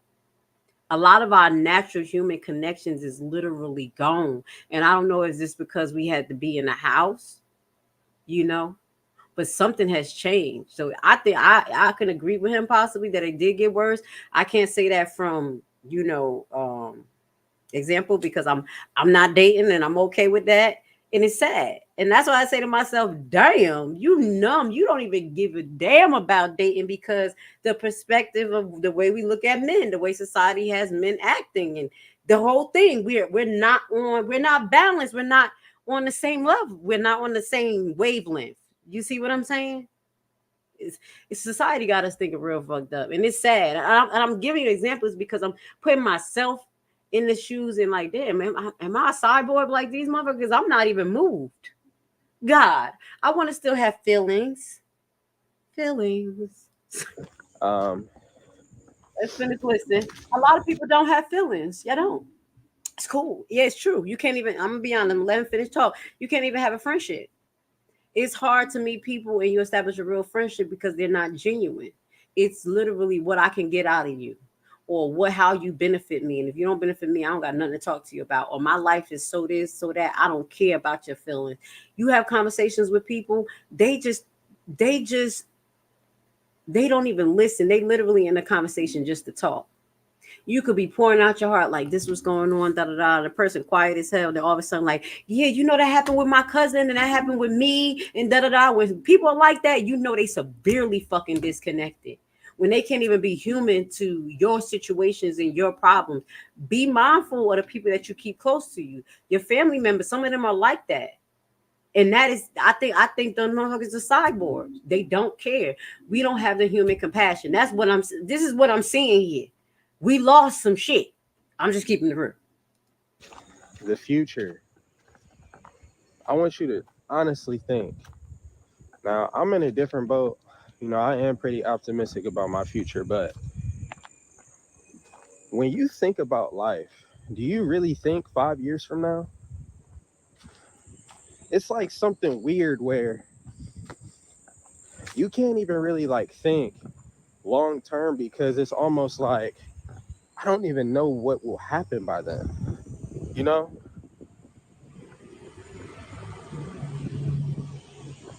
It's like it's hard to think about a future if you don't think the world has one. I don't know, man. I can't see it'll be 2025 in a couple months. In 5 years, we'll be in 2029, and it'll almost be. But basically, in 5 years, it'll be 2030. Do you guys really see a world in 2030? Like, can you look 5 years from now and be like, this is where I'll be? And this is a real conversation that we need to have. This is not a gloom or doom type of conversation. This is a conversation that we really need to have as society of what direction are we going. And one of those concepts we got to keep in mind is that our direction as a nation is being pulled by political nonsense. It is for real. Everything that happened over these last couple of years that I think that actually led us down the path of being almost, what do they call it? MP3s. That's what my son called it. No emotions, no connections, don't care about people. Is literally all of these disasters and the things that they have shown us. We have went from Hurricane Katrina. That was one of the worst. It was terrible, Hurricane Katrina. And from there, it's like 9/11, Hurricane Katrina, these very, very traumatic things, and the way that our government actually responded to them. We're having that happen right now in North Carolina, where our government is not responding to the people who got affected by the hurricane. This is part of the hope system that Americans have about the American dream, that we pay taxes, that our government is going to take up for us. They're going to hold us down when the disasters happening. So you saw the COVID happening. Each president that comes in has their own agenda for some type of war. It is setting the tone in America where we're turning into cyborgs. That's literally, and it's funny with me because I told you I get it two ways, because that me as a nurse, I can't even be reactive. Like, I like it to be here and talk because I can't even be reactive. Should be up, down. I just be having to be like, all right, let's do it. Boop, boop, boop, CPR, let's go. Next bed, next person. What the hell is that? This system is turning us into cyborgs. That's what I'm hearing here. And that's why I like the fact that I have this platform and I can have these conversations that is not typical, that we can start thinking outside of the box, being self-sufficient, start looking at the issues and maybe coming up with a plan, because you got to figure out what the hell going on first. Like, damn, we did change. I am a little numb. I am not empathetic. Somebody fall, I just be like, I know that I'm not just saying me, but I'm just giving y'all an example. That's showing you that we're losing humanism. And humanism is growth with creativity, being you, not living in fear every day. Our system have us in fear and some drama. That's why I always tell my adults and residents, my babies, the ones I love, yo, take a break. I even take a break, because you keep having all this nonsense and rigmarole, and that's just adulting thing. Then you focusing on the election, and then you seeing Trump getting this, and you seeing the stuff about Kamala, and then you seeing these tornadoes. That shit puts something in you that make you kind of lose hope for humanity. Or lose hope. And it's sad that our young person right here literally like can't see a future in 5 years. So we have these conversations because this could be your young individual. And that's why we have these people who is H-societal or S-societal. Does that make sense? Because they're not seeing no future, and we can't depend on our system to fix it. That's why I'm like, when I talk about Henyard, I don't care about her fucking services. I really don't. The services is not going to do anything. If it's grassroots, something that we could put together and make it happen and take away that money from where it's coming from, that's what I'm down for, because I think that's the only way we're going to build some more morale, because we're losing morale. We're losing morale for many things. And this young man hit it on the head. Or this is where the world will be, or I can't. Maybe I'm that way because, like, the past year, I've kind of seen you can plan all you want, but really, you don't have any say at the end of the day. You can plan to be somewhere in a year, but you don't really have any control of that. You don't know what's going to happen tomorrow. How do you know what's going to happen a year from now? And I'm going to stop right here. That's something that I want to talk to you guys about too, because that's something that's been a struggle with me. Please hit the like button. I know a lot of you guys have this issue. The unknown can be very scary, especially seeing it's like the cars are tumbling down around you. Everything around you is death, problems, issues, money, economy, and it plays on your soul. And he says basically about having control and not knowing what's going to happen. And I want to share this with you guys. Having faith is the ultimate key for a remedy to what he's talking about. You're never going to know what's going to happen. And I had to learn that. I'm learning that every day because I'm a light, you know, with the quality assurance, the evidence base. I like to know, research. I want to know what the hell going on. I make my plans.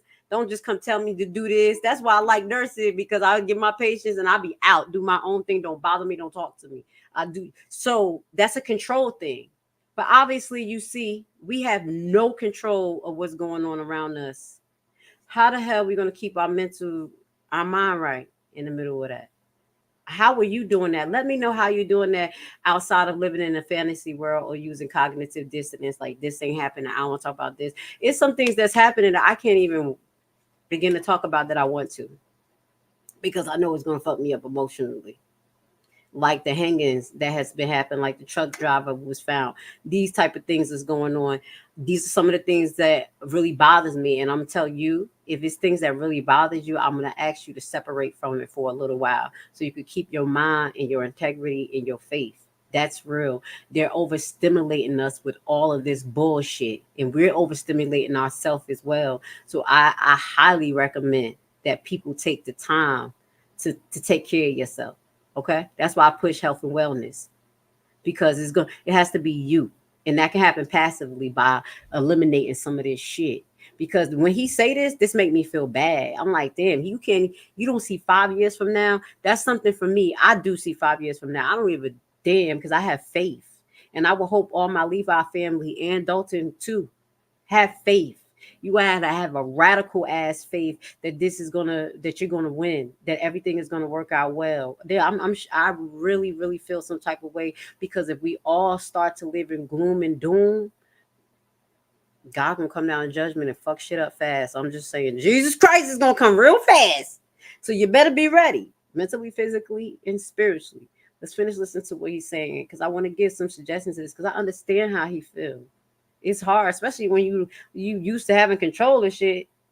You don't know what could happen. Something else come, you in school, enroll, shut down. Just like I was telling you, my daughter, shut down, no school. This shit is just living on adrenaline. We're living on adrenaline, and that is unhealthy, people. What I'm saying is more so, I can't even picture a world in 2030. Damn, that's You bad. know, I remember I was in high school and I could picture myself when I was 25. I could picture myself when I was 21, you know. Like when I was 18, I could picture a world 5 years. Like, I can't do that anymore. Like, I have no idea where I'll be when I'm 31. And it's only been that way since after 2020, bro. Shout out to Arlene. I agree with you. We're living in such weird times. Like, just think, man. These times are so weird. We just had the presidential election last night. And it was almost like I want to be optimistic about the future, but we're living in such weird times. It's almost like we have to be realistic at the same time. Like, I want y'all to think about something. We're gonna finish off with All right. It was it maybe 2 months ago, Donald Trump was almost assassinated? Who talks about that? Have you heard anyone talk about that? It's like it happened, and then a week later, we forgot about it. And that's what's been going on. We just be waiting for the next shit. And that's a coping mechanism, because if we don't and we compile all of this, we'll literally like have a heart attack. I understand what people are doing, but you have to be mindful of what is being done to us, and you don't want to detach from humanity, because that's what the hell they're trying to do. People don't have love for each other. It's a dog eat world. Me and my kids talk about that. Maybe we just goody, we did star kids, whatever the fuck we supposed to be. This ain't right by the way we live. Oh, that's just the way it is. Like, even with like the YouTube thing, you can't have a friend out here on YouTube. They with you today, gone tomorrow. Why the fuck is it like that? You can't have a friend at work because it's competition. They want your job. You shit like that. Do you see what I'm saying? We are inhumane. Now, this is one more thing I want to share with you guys. I found this interesting. Why nothing has felt real since 2020. Now, this is from another person's perspective. Cole hashtag. So this is the most played part in this. We're just gonna play that. He's gonna talk about kind of about like development as teenagers develop, and it's kind of highlight what our teenagers went through and us. Because as I tell people, I feel like us as Americans, and you can say you feel some way, we living in our second childhood. If it ain't funny entertainment, people don't want to listen. They don't give a fuck about it, really. We got to crack jokes. We got to do shit to get people attention. People seek entertainment after all of what I just talked about. When you get out of work, you want to go watch TV, drink a beer, go to the bar, go watch the game. Some people wanted to go on vacation. They was just talking about how people just crave to go on vacation, these type of things. We look for entertainment. And I'm not saying that's not a good thing because we're supposed to be happy, but that's our basis of our happiness. That's superficial shit. That's all we can look forward to. Nah, let's listen to this. Why young people aren't growing up. 15 to 21, you're going through what is commonly referred to as a coming of age. It's when you're no longer considered a minor and you're finally figuring out who you are and what type of path you want to carve out for yourself in the world. These are some of the most important years of your life, and I'm sure that anyone who is above these ages in 2020 can attest to that. So imagine that during your most developing years, when your hormones are changing rapidly, you're just learning how to communicate, how to be competent, confident, and create useful skills. The entire world shuts down, and the most amount of interaction you get from your peers is through tiny boxes lined in multiple rows of a Zoom meeting. Let me show you how we And while this is going on, I'm gonna not fast forward on this commercial. He's saying at this time we're supposed to be building these skills in high school, learning how to communicate, getting ready for the world. When y'all was in high school, that shit wasn't happening unless you were that type of kid. It was all about memorization. Tell me I'm lying. Memorize, you could get an A. It wasn't about critical thinking. They have got us the same way now. We never matured unless you actually matured yourself. A lot of the stuff that I share with you guys when I talk about it, like the history, when I broke that down the other day, I didn't learn barely none of that. I didn't learn none of that shit in school. About the Federal Reserve, about the Banking Act, about gold, about lobbying. They don't teach you that unless you go and you specialize in that area. We don't learn that. So I don't even think they prepared us correctly, especially when they took a lot of the hands-on, like, you know what I'm saying, like the technical stuff out of school, and they took civics. So when he says this, they ain't doing the best job. That's why I'm really funny about these candidates that's going in, because they both want to fuck up the educational system that's already like hanging on by a thread. You have to self-teach yourself. You have to in the United States. Tell me I'm lying. Half of the kids that graduate can't even read or write. Okay? Let's go. Friends, gauging emotional responses, being in a school environment, and cooperating with fellow humans are put on a halt. So another reason that everything feels like a blur and many young people feel like they're not truly living is because we all feel like we're making up for lost time. I actually asked people in my self-mastery school, which you can join by clicking the link in the description, Don't be dropping no infomercial. their opinions on the blurriness of life since 2020, and one of them explained what I'm trying to explain here better than I ever could. At least for me, it feels like 2 years lost with nothing to show for it. 2 years spent, lost, stolen. I'm 24 now, 4 years later, but because I have so little memory of those 2 years, aside from a dark smear of fear, anxiety, depression, and loneliness, I barely feel older than I was then. I still feel 20, maybe 21, but I'm not. And I'm expected to act now that 24 years, which is not the same as how a 21-year-old acts. It makes me feel too young, too old, and like I slipped out of time, and when I came back to my life, the person expected to live it isn't inside anymore. Now, did y'all understand what he said? That make total sense. And I'm going to tell you this. I noticed that as a homeschool mom. That's why I was so glad that I could, the little that I could afford and get them out. Because if I didn't, there was some aspects within homeschooling that will actually stunt their growth. And it's very, very important that you get your kids an activity. And that's what even my son, I had him a karate, football, basketball. He still try to be a cyborg.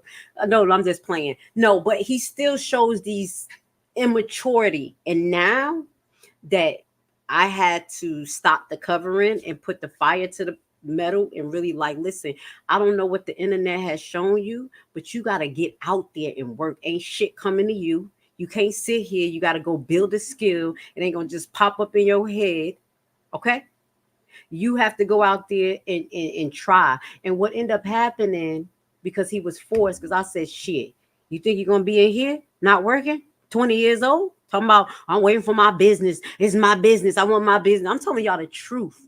I'm telling you the truth so you can, because I know somebody else going through it. When I forced him to say, listen, if you don't get a job and you're not in school, I can't cover you. You're going to have to get the fuck out. You want to just wait for your business and you got money, you can make these decisions. This was going to happen. His black ass said, I'm getting a job after spending one night outside in front of the house in the car. I'm not about to play with you. Knocked on the door, talking about, can I get my stuff? Yo, get your shit, go over there. And guess what?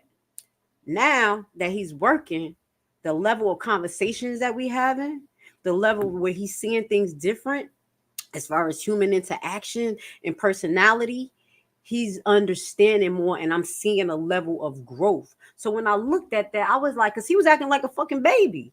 Like, you bigger than me. You 20. You think you're going to sit up there in my motherfucking bed while your bed, excuse me, while I'm painting the ceiling? Who taught these people this? The internet. So the internet didn't even only taught our kids to be lazy and dysfunctional. And AI, as I mentioned, AI is dumbing us down, even us as people. But it's stunning our growth too. Does that make sense? That's why we have to be hands-on. We can't be into a socialistic type of world economy where everything's going to come to us. They're going to do for us. We're entitled. No, you have to learn how to work hard to build those skills. And that's what our society is missing. And that's what our kids are missing. On top of the human interaction. That's why we don't have no empathy amongst each other. Literally, this is a tale of a psychopath. You see somebody getting beat up in the middle of the street and you got 10 people like this. Nobody's stopping it. Even with the George Floyd. Was it George Floyd? That's the one that had the cop on his neck. Somebody should have whooped that ass and caught some charges. I'm not inciting war or I'm not inciting riots. So but what I'm saying, where I'm from, there's still some humanism. I don't even dare. You can talk about Haiti all you want. You can talk about Newark all you want. It's honor. We have turned into psychopaths. Keep it real. Tell me, am I lying? We having these conversations because I want to leave our family not to be psychopaths. I want us to be the changing conduits in your house, your job. You're going to stand out like a sore thumb. You're going to say shit that make people uncomfortable, but fuck it. What you got to have is faith. Okay? Have faith that you saying what's right and you trying to keep people fucking human. Excuse my language, because these people ain't human to me. You can't even meet people and trust them. It's sad. It's no honor. No honor amongst thieves.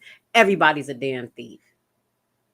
Stolen, I think, is one of the best words for it. People in their teenage years and young 20s got their formative years stolen from them, and now they're making up for lost time. But making up for lost time is now harder than it should be because they didn't develop the skills that they were supposed to develop at that age. Right. The best way I could put it, if I could sum it up into one sentence, is that we have a bunch of 16 to 18-year-olds trapped in 20-something-year-old bodies. And that disconnect between how old you are and how old you feel is greater than ever. Add that developmental postponement on top of the fact that it takes longer to become financially stable and afford things than in the past, which is clearly exemplified in how many more 20-year-olds are choosing to live with their parents. And we now have a society full of teens trapped. Look at that. This is how many 20-year-olds and 25 to 29 that still live with their parents. This was up to 2014 though. This don't say 24. The number keep going up. It was high in 1940, but that was just around the Gold Confiscation Act. When the Federal Reserve took that money, took the gold, switched it. Remember I was talking about that? When I look at 1934, I remember that. That's one thing I was sticking my damn head. That was the transition of our economic system. And look where everybody was living at home. And then we got credit. Credit started building in. Then credit started imploding. But these are some of the things that's holding our younger generations at home. But I'm going to leave on this note because I don't want to get too much into this, but I did want to have this conversation with you guys. This is the same thing that's happening to our adults. Okay. You see how he say basically 24-year-olds feel like they're 16 or 18. I believe our adults, people my age, like Tiffany Henyard talking about she young. You ain't 28. You believe you're the new 28. Then you got the 50-year-old Dalton resident 60 acting like who done it out there screaming and yelling about the fight. Talking about she said she's gonna shoot me. I'm gonna call that shit out. That shit is immature. That shit is inhumane and that shit is stupid. We got to do better. We're going to have these conversations here. I know it's making you a little uncomfortable, but we will grow because I'm pretty much sick of it. And I know that at the end of the book, basically it says we win. I'm going to be honest. God people win. The people who believe in goodness, wholeheartedness. And if you are on two sides and you're not practicing in that, you're not going to survive these times that we're in. We're in fucked up times. I'm going to keep it real. A reason why I thought this conversation is very important because doing all the shit that we're going to definitely talk about here and all these other content creators talk about or what they've been blackballed about talking about, that shit will have your heart cringing. Just like we just talked about the gentleman who was found with the rope next to him, the trucker. This is something that I want to talk about. This is a fucking problem. And it can make you feel very cringy, really make you feel like, damn, we don't have no hope in society. But the hope actually starts with you. I'm going to be honest. I'm going to be a cornball at the end of this. It starts with you, your perspective. Because one thing that taught me in Newark, I grew up, and this is what they said. This is what my nursing teacher told me. If you grow up in guns and people shooting over your head, you're never going to reach self-actualization. I'm sorry, that's the video I'm going to put on. You're never going to reach self-actualization. Excuse me. Y'all know I got a heavy tongue, so shut up. That's the top of the Maslow hierarchy of needs. So they're saying if you're fighting for food, these people shooting around you, your safety is compromised, you're never going to reach bliss. That is the highest level. And they're keeping us down there because we're looking for food, resources, and all types of stuff. And you know what that teacher told me? She said, if you living like that, you ain't going to reach the top of that hierarchy and you ain't going to pass nursing. Me and all my hood chicks, it was a Spanish girl, American girl, my Haitian ass. We looked at each other. They said, did this just say that we about to fail because we live in Newark and they shooting over our motherfucking heads? Oh, no. We about to kick ass, and that's what we did. We graduated at the 90 percentile. I was at the 92 percentile. That same person who was kicked out, same person who was told that you ain't going to do good because of where you're from. That was a learning lesson for me. And the reason why I'm sharing that with you, because where we're at, the whole society is Newark. The whole society is Haiti. And because I have so much, went through all of that, I think that I'm a great conduit to help give y'all some light to say that you could do it, have hope in humanity, continue to practice kindness. Yes, kindness. Be genuine. It's okay to be loyal. You don't always have to use people. You can't plan your future without being dependent on people. Work together and stop depending on this motherfucking government. And that's all I got to say. I'm coming back at 10 o'clock. I'm going to be doing the special on Woody versus Charleston White. I can't stand Charleston White. Okay? That's going to be part of our Atlanta news special. That's what's trending right now. We're going to be coming back at 10 o'clock. If you're interested in that type of commentary, hit me up. Thank you for being here with Grace Levi. Y'all know what I do. I'm going to split all of this up. If you like my commentary, hit the like button. We coming in sucker free. We don't give a damn what the demons are doing. We here shutting shit down and we're getting ready for the next level. Because guess what? we win in the end. Spirit, the man in the view, I pray that they hit me. It all belong to you, seek on fear and trembling. Lord was found perfect, y'all the waters help. Obedience bring righteousness, the Father felt. And man, you not walk with him, put his will first. Stay humble in this relationship, we still dirt. The covenant, the Holy Spirit, it belong to him. Psalms 18 and 6, he be a phone tune. It hit different when we understand we all rent. Are you a servant or a highly? You know the difference. The 24 elders know why we existed. Our blockers in your presence gonna give us a sentence. You the judge, everlasting life, complete the mission. Finish the course, keep the faith, y'all stop sinning. Hide the money, y'all. There's poor people around. With your broke ass. I could not be here breathing and be comfortable if I was really as bad as they was making it. You know, nobody could be around me. So for me to be this calm, I must have some kind of inner peace. And my inner peace is knowing that once everybody take the time to really see what type of person I am, you'd be surprised that I stuck around this long. I have to make the life that I do live as happy as I can and try to do the best with what I have. You know, live the best life I can live, be as happy as I can be. Nothing is perfect for anybody. I don't know. Boys, I swear, I think I figured it out. You know why they don't want us redneck brothers and sisters and the hood brothers and sisters getting along? You know why? Because we'd be unstoppable. I'm telling you right now, we would shut shit down. The real estate market often seems like a distant world where only an elite of experts is successful. In a time of so much uncertainty in the air and bad news, realist investing can seem intimidating. But today, I want to tell you that if you make the right decision today, you can enter the real estate market from the back door. Bad credit record? No credit at all. Do you dread the idea of having a home loan? Do you dream of owning investment properties? You are in the right place and right time, because we have created a program which is a tax lien and deed investment online course of only 14 hours. This course is specially designed for people like you who have big dreams. You will learn at your own pace and everything from your home computer.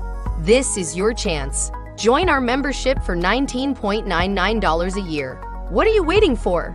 Visit our website primetimehomebuyerBuyback.org and sign up today for course